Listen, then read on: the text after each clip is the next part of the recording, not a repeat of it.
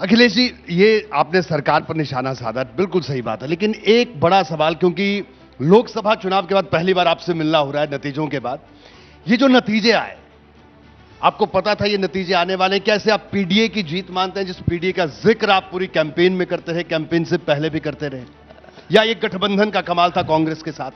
ये उत्तर प्रदेश की जनता ने जो समर्थन दिया उसकी जीत है, मैं उनको धन्यवाद देता हूं। ये पीडीए की रणनीति की भी जीत है, और इसलिए जीत है कि जब सरकार ये कहती है कि सबसे बड़ी इकोनॉमी हम 5th लार्जेस्ट और 3rd लार्जेस्ट बन जाएंगे, जी, तो वो पर कैपिटा इनकम क्या है?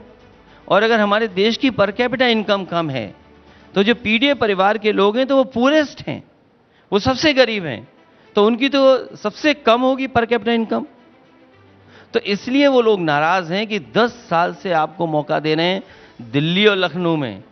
और फिर सबसे बड़ा सवाल ये है कि अगर दिल्ली और लखनऊ के इंजन ही अगर टकराएंगे तो उसके लिए विपक्ष क्या कर सकता है? लेकिन वो इंजन तो आपके बयानों से ज्यादा टकराते हैं।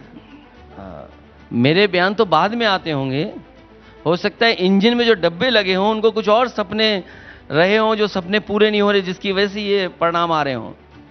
तो अखिलेश जी, आप देखिए, आप एक तरफ आप ये बात कह रहे हैं, दूसरी तरफ आप ये बताइए, कभी मॉनसून ऑफर लेके आप आ जाते हैं कि 100 विधायक लाइए, सरकार बनाइए, तो ये तो दोनों इंजनों को टकराने की आपकी सोची समझी रणनीति है ना अखिलेश जी? तो कुछ चीजें तो बाजार से भी सीखना चाहिए।